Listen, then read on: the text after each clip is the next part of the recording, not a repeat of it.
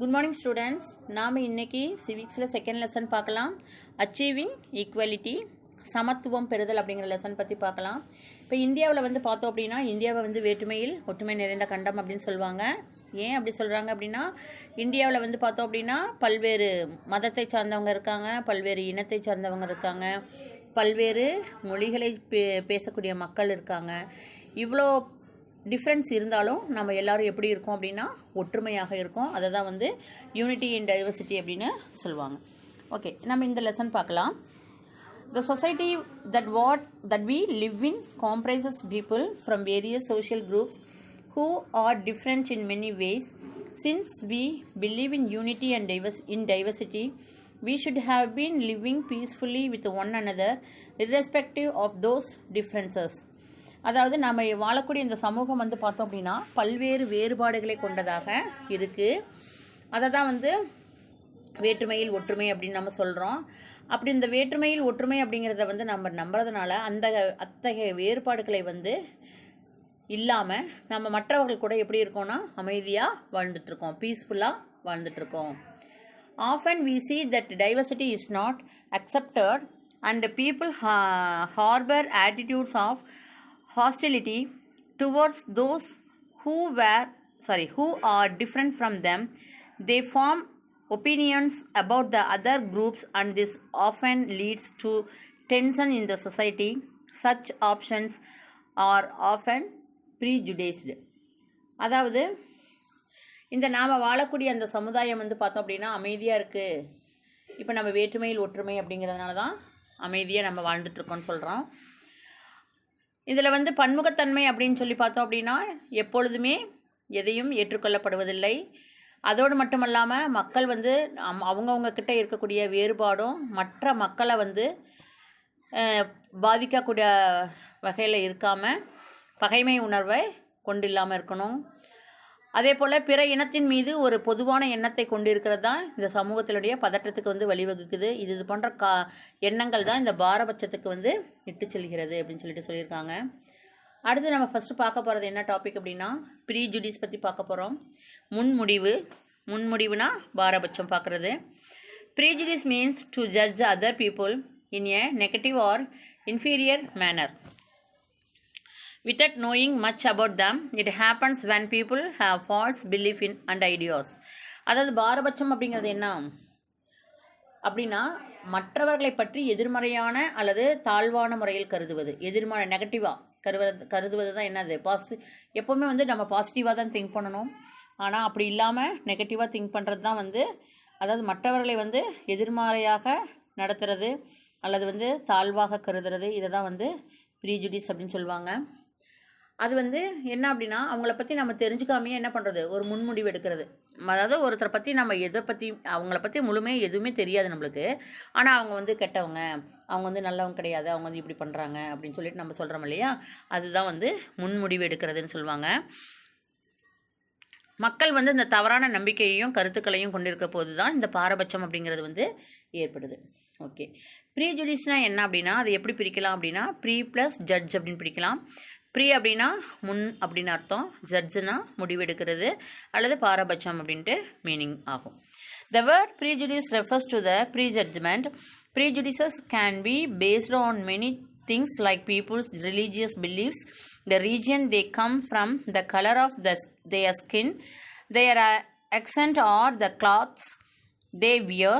The types of prejudice are gender prejudice, racial prejudice, class prejudice, disability prejudice and so on. இந்த பாரபட்சம் அப்படிங்கிற வார்த்தை வந்து முன்முடிவு அப்படிங்கிறத குறிக்கக்கூடிய வார்த்தை. இந்த முன்முடிவு அப்படிங்கிறது வந்து எதையெல்லாம் அடிப்படையாக கொண்டது அப்படின்னு சொல்லி பார்த்தோம் அப்படின்னா மத நம்பிக்கை, ரிலீஜியஸ் பற்றி, அதுக்கப்புறம் அவங்க வாழக்கூடிய அந்த பகுதி, அந்த நிறம், கலரு, ஸ்கின்னோட கலரு, அதுக்கப்புறம் அவங்க பேசக்கூடிய லாங்குவேஜ், அவங்க போட்டுக்கக்கூடிய ட்ரெஸ்ஸஸ்ஸு, இதை அடிப்படையாக கொண்டு தான் இந்த ப்ரீஜுடிஸ் அப்படிங்கிறது இருக்குது. இந்த பாரபட்சம் அப்படிங்கிறது பார்த்தோம் அப்படின்னா பாலின ரீதியாக இருக்கக்கூடியது, அதாவது ஜெண்டர் ப்ரீஜுடிஸ் இருக்குது, ரேஷியல் ப்ரீஜுடிஸ் அதாவது இன ரீதியானது, அதுக்கப்புறம் கிளாஸ் ப்ரீஜுடிஸ் வந்து இருக்குது. கிளாஸ் அப்படின்னா வர்க்க ரீதியாக, அதுக்கப்புறம் டிசபிலிட்டி அப்படின்னா மாற்றுத்திறனாளிகள் மீது, இது மாதிரி மற்ற எல்லாத்துலேயுமே இது பாரபட்சம் அப்படிங்கிறது காணப்படுகிறது. For example, urban people are more civilized than rural people in attitudes and behavior is one such prejudice. உதாரணமாக கிராம மக்களை விட நகரப்புற மக்கள் வந்து பார்த்தோம் அப்படின்னா அவங்களுடைய மனப்பான்மை நடத்தை இதெல்லாம் வந்து நாகரிகமாக இருக்கக்கூடியது அப்படிங்கிறது வந்து ஒரு பாரபட்சம் அப்படின்னு சொல்லிட்டு குறிப்பிட்டிருக்காங்க. சரி, அடுத்தது வந்து என்ன பார்க்க போகிறோம் அப்படின்னா காசஸ் ஃபார் ப்ரீஜுடிஸ் பற்றி பார்க்கலாம். Some common social factors that contributes to the rise of prejudice are socialization, conforming behaviors, economic benefits, authoritarian personality, ethnocentrism, group closure, conflicts. இதெல்லாம் வந்து என்ன அப்படின்னு பார்த்தோம் அப்படின்னா இந்த பாரபட்சம் உருவாகுவதற்கான காரணங்கள் அப்படின்னு சொல்லியிருக்காங்க. பொதுவான காரணங்கள் அப்படின்னு சொல்லி பார்த்தோம் அப்படின்னா 7 காரணங்கள் இருக்குது. ஒன்று சோசியலைசேஷன் அப்படின்னா சமூகமயமாக்குதல். ரெண்டாவது வந்து கன்ஃபார்மிங் பிஹேவியர்ஸ் அப்படின்னா நிர்ணயிக்கப்பட்ட நடத்தை, பிஹேவியர் பற்றி குறிப்பிடுறது. எக்கனாமிக் பெனிஃபிட்ஸ் அப்படின்னா பொருளாதார பயன்கள். அடுத்தது அத்தாரிட்டேரியன் பர்சனாலிட்டி அப்படின்னா சர்வாதிகார ஆளுமை. அடுத்து எத்னோசென்ட்ரிசம் அப்படின்னா இனமைய கொள்கை. அடுத்து குரூப் க்ளோஷர் அண்டு கான்ஃப்ளிக்ட்ஸ், கட்டுப்பாடான குழு அமைப்பு, அப்புறமேட்டு முரண்பாடுகள். இதெல்லாம் சேர்ந்தது தான் இதெல்லாமே வந்து பாரபட்சம் உருவாவதற்கான காரணங்கள் அப்படின்ட்டு சொல்லியிருக்காங்க. அடுத்தது நம்ம பார்க்க போகிறது என்னென்னா ஸ்டீரியோடைப்ஸ் பார்க்க போகிறோம். When prejudice gets stronger, it develops into a stereotype. Stereotype is a false view or idea about something. அதாவது இந்த முன்முடிவு அப்படிங்கிறது வந்து வலுவாக இருக்கும்போது இந்த ஸ்டீரியோடைப்ஸ் அப்படிங்கிறது வந்து உருவாகுது. ஸ்டீரியோடைப்ஸ் அப்படின்னா என்னென்னா ஒத்த கருத்து வந்து உருவாகுது. இந்த ஒத்த கருத்து அப்படிங்கிறது வந்து தவறான கண்ணோட்டம், அதாவது எதையாவது ஒன்றை பற்றி நம்ம தவறாக கருதுவது தான் வந்து என்ன இந்த ஒத்த கருத்து அப்படிங்கிறது. ஃபார் எக்ஸாம்பிள் அப்படின்னு சொல்லி பார்த்தோம் அப்படின்னா girls are not good at sports, stereotype is learnt at a very early age. அதாவது பெண்கள் வந்து உதாரணத்துக்கு பெண்கள் அப்படின்னு பார்த்தோம்னா விளையாட்டுக்கு உகந்தவர் அல்ல அப்படிங்கிறது ஒரு முன்முடிவு எடுக்கிறது. எல்லாருமே எல்லாமே செய்வாங்க அப்படின்னு நினைக்கணும், ஆனால் இவங்கெல்லாம் வந்து விளையாட மாட்டாங்க. லேடிஸ் அப்படின்னாவே என்னது விளையாட மாட்டாங்க, பாய்ஸ் தான் வந்து விளையாடுவாங்க அப்படின்னு சொல்லிட்டு ஒரு முன்முடிவு எடுக்கிறாங்க இல்லையா. அதுதான் வந்து எதை குறிக்குது அப்படின்னா இந்த ஒத்த கருத்து அப்படிங்கிறத குறிக்குது. அடுத்து stereotype is learnt at a very early age. And children grow to have very strong ideas or opinions about things, groups or ideologies. அதாவது இப்போ இந்த பெண்கள் வந்து விளையாட்டுக்கு உகந்தவர்கள் அல்ல அப்படிங்கிறது என்னன்னா ஒரு முன்முடிவு எடுக்கிறது. ஒத்தத்தன்மை பற்றிய தவறான எண்ணங்கள் வந்து சின்ன வயசுலேயே வந்து கற்றுக்கொள்ளப்படுகிறது. அதாவது ஒத்தத்தன்மைனா என்ன, ஒரு தவறான முடிவு எடுக்கிறது, இதெல்லாம் வந்து சின்ன வயசுலேருந்தே அவங்க வந்து கற்றுக்குறாங்க. அது மட்டும் இல்லாமல் குழந்தைகள் வந்து பொருட்கள், குழுக்கள், இது மாதிரி ஒரு வலுவான கருத்துக்களையும் தவறான எண்ணங்களையும் சின்ன வயசுலேயே என்ன பண்ணிக்கிறாங்க, வளர்த்துக்கிறாங்க. இது வந்து நம்ம தான் வந்து பேரண்ட்ஸ் வந்து என்ன பண்ணணும், குழந்தைங்களுக்கு வந்து நல்லது கெட்டது இதெல்லாம் நம்ம சொல்லிக் கொடுப்போம். அதே போல் பள்ளிக்கூடத்தில் வந்து பார்த்தோம் அப்படின்னா ஆசிரியர்கள் வந்து இதெல்லாம் நல்ல செயல்கள், இதெல்லாம் பேட் ஹேபிட்ஸு, இதெல்லாம் தவறான செயல்கள் அப்படின்னு சொல்லிட்டு சொல்லிக் கொடுக்குறோம் இல்லையா. அதுபோல் சின்ன வயசுலேயே வந்து என்ன பண்ணிக்கிறாங்க, அந்த தவறான கருத்துக்களை வந்து அவங்க கற்றுக்கிறாங்க. அப்போ தவறான கருத்துக்கள் கற்றுக்க அந்த குழந்தைங்களுக்கு அதோடைய மனசில் தவறான எண்ணங்கள் தான் வரும். அது மாதிரி இருக்கக்கூடியதை வந்து நம்ம வந்து என்ன பண்ணணும், சின்ன வயசுலேயே வந்து மாற்றணும். ஆனால் அந்த சின்ன வயசுலேயே வந்து அவங்க வந்து வளரும் குழந்தைகள் வந்து சின்ன வயசுலேயே இதெல்லாம் கற்றுக்குறாங்க. அடுத்தது as children grow up, the lines of like and hate for other things, people, cultures, beliefs, languages become sharper. அப்போ வளரும் பருவத்தில் இந்த இளம் வயதிலேயே கற்றுக்கிறதுனால என்ன ஆகுது, அவங்க வளர வளர அவங்களுடைய பொருட்கள், மனிதர்கள், அவங்களுடைய நாகரிகம், நம்பிக்கை, மொழி, இது மேலே வந்து மற்றவர்கள்லாம் வந்து வேறவங்க அப்படிங்கிற மாதிரி ஒரு திங்கிங் வந்து அவங்களுக்கு வருது. அதனால் என்ன ஆகுது, விருப்பு வெறுப்பு வந்து ஏற்படுகிறது. அதுக்கு ஒரு எடுத்துக்காட்டு கொடுத்துருக்காங்க. Raghu was hit in his eye with a soft ball and to everyone's surprise he started to cry.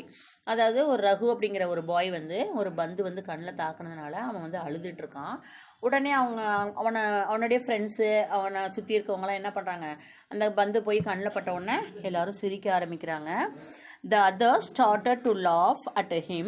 Mani felt sad for him but started laughing along with others.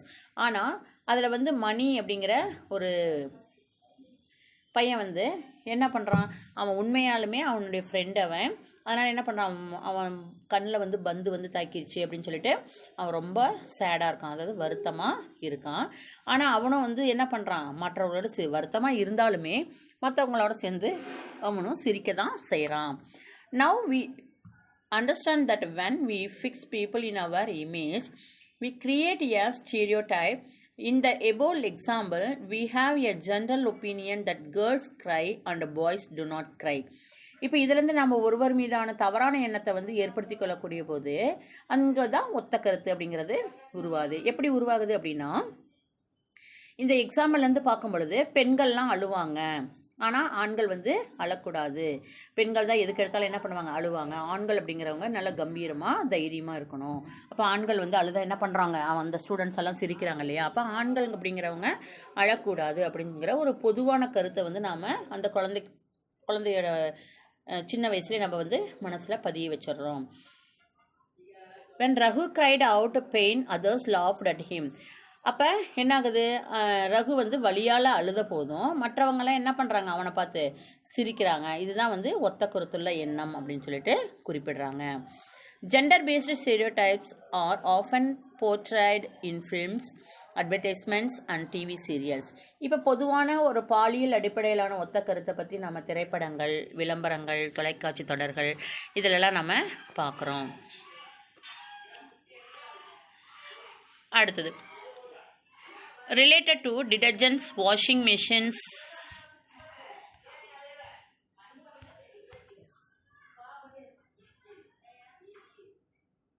dishwashers and others show a woman as the main lead or user of that product. இப்போ நம்ம விளம்பரங்கள்லாம் பார்க்குறோம். இப்போ ஒரு சலவை இயந்திரம், அதாவது washing machine விளம்பரம், அதுக்கப்புறம் சோப்பு விளம்பரம், அதுக்கப்புறம் என்னது இந்த பாத்திரம் கழுவுறது, இது மாதிரி விளம்பரங்கள்லாம் வந்து டிவியில் நம்ம பார்க்குறோம் இல்லையா. அதில் பார்க்கும் பொழுது இதெல்லாம் வந்து பெண்கள் தான் செய்வாங்க, இந்த வேலையை வந்து பெண்கள் தான் செய்வாங்க அப்படின்னு சொல்லிட்டு என்ன பண்ணுறாங்க, லேடிஸை தான் வந்து முன்னிறுத்தி அந்த விளம்பரத்தை வந்து விளம்பரப்படுத்துகிறாங்க. அப்போ நம்ம என்ன நினச்சிக்குவோம், இந்த வேலையெல்லாம் வந்து லேடிஸ் தான் செஞ்சாகணும், அப்போ லேடிஸ்க்குரிய ஒர்க்கு அப்படின்னு சொல்லிட்டு நம்ம தெரிஞ்சுக்கணும் இல்லையா. அது மேலே அவங்கள விளம்பரப்படுத்துறது என்ன பண்ணாங்க, இந்த வேலையெல்லாம் லேடிஸ் தான் செய்யணும் அப்படின்னு சொல்லிட்டு விளம்பரப்படுத்துகிறாங்க. On the other hand, all the stunts shown in a bike advertisement is performed by ferocious looking man. இப்போ ஒரு பைக் விளம்பரம் பண்ணுறாங்க அப்படின்னு வச்சுக்கோங்களேன். இப்போ பைக் விளம்பரம் பண்ணும்பொழுது என்ன பண்ணுறாங்க, அதெல்லாம் வந்து பைக்குனா ஆண்கள் தான் ஓட்டுவாங்க அப்படின்னு சொல்லிட்டு ஆண்களை வந்து முன்னிறுத்துறாங்க. இப்போ இதுலேருந்து நம்ம என்ன தெரிஞ்சுக்கிறோம், பாலின அடிப்படையில் மொத்த கருத்து இருக்கிறத நம்ம தெரிஞ்சுக்கிறோம். எப்படி தெரிஞ்சுக்கிறோன்னா, இப்போ வந்து லேடிஸ் சம்மந்தப்பட்ட ஒர்க்குக்கெல்லாம் வந்து செய்யணும் அப்படின்னு சொல்லிட்டு அட்வர்டைஸ்மெண்ட் பண்ணும் பொழுது அங்கே வந்து லேடிஸை வந்து மென்ஷன் பண்ணி அந்த விளம்பரத்தில் லேடிஸ் வராங்க. அதே போல் பைக் ஓட்டுறது, இந்த ஒரு கார் ஓட்டுறது, அது மாதிரிலாம் வரும்பொழுது என்ன பண்ணுறாங்க, அதை வந்து ஜென்ஸ் செய்வாங்க அப்படின்னு சொல்லிட்டு அங்கே வந்து என்ன பண்ணுறாங்க, அங்கே வந்து ஆண்களை வந்து முன்னிறுத்துறாங்க. இதிலேருந்து நம்ம என்ன தெரிஞ்சுக்கிறோம், பாலின அடிப்படையில் வந்து ஒத்த கருத்து இருக்குது அப்படிங்கிறத நம்ம தெரிஞ்சுக்கிறோம்.